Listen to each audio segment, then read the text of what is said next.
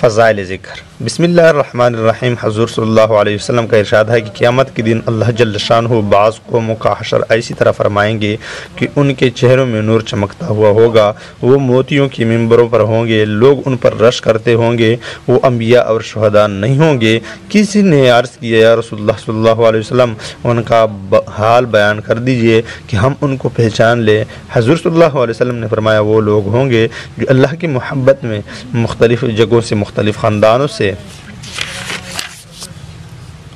آ کر ایک جگہ جمع ہو گئے ہوں اور اللہ کے ذکر میں مشغول ہو۔ دوسری حدیث میں ہے کہ جنت میں یاقوت کے ستون ہوں گے جن پر زبرجد زمرد کے بالا خانے ہوں گے، ان میں چاروں طرف دروازے کھلے ہوئے ہوں گے، وہ ایسے چمکتے ہوں گے جیسے کہ نہایت روشن ستارہ چمکتا ہے۔ ان بالا خانوں میں وہ لوگ رہیں گے جو اللہ کے واسطے آپس میں محبت رکھتے ہوں، اور وہ لوگ جو اللہ ہی کے واسطے ایک جگہ اکٹھے ہوں، اور وہ لوگ جو اللہ ہی کے واسطے آپس میں ملتے جلتے ہوں۔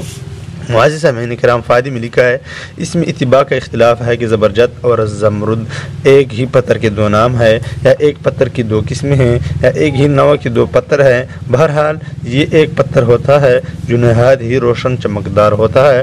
آج خانقاہوں کے بیٹھنے والوں پر ہر طرح الزام ہے، ہر طرف سے فقرے کسی جاتے ہیں، آج انہیں جتنا دل چاہے برا بلا کہہ لیں، کل جب آنکھ کھلے گی اس وقت حقیقت معلوم ہوگی کہ یہ بوریوں پر بیٹھنے والے کیا کچھ کما کر لے گئے جب وہ ان منبروں اور بلاخانوں پر ہوں گے، اور یہ ہنسنے والے اور گالیاں دینے والے کیا کما کر لے گئے۔